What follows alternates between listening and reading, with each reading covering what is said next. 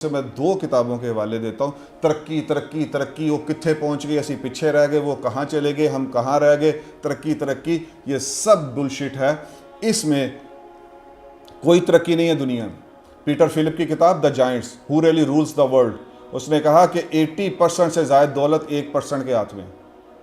John Perkins confession of an economic hitman, IMF का बानी मुबानी है, दुनिया के आगे हाथ जोड़ के गया, मैंने IMF में पूरी दुनिया को ज़िबा किया कि IMF के ज़रिए आपको गुलाम बनाए, and we will give you the debt the loan which you will never ever be able to repay. ये उसकी किताब है, मैं आपको उसमें बता रहा हूँ। उसमें उसने एक बात लिखी है, उसने कहा कि कोई तरक्की नहीं है दुनिया में, सब झूठ है, सब बकवास है, ये चंद लोगों के हाथ का खेल है जो गुलाम बनाना चाह रहे हैं 8 अरब को। और उसने कहा कि the per capita income of the world back in 1970s was less than $2। और उसने ये किताब गालबन 2012 में लिखी है, और उसने कहा इट्स द सेम इन 2012।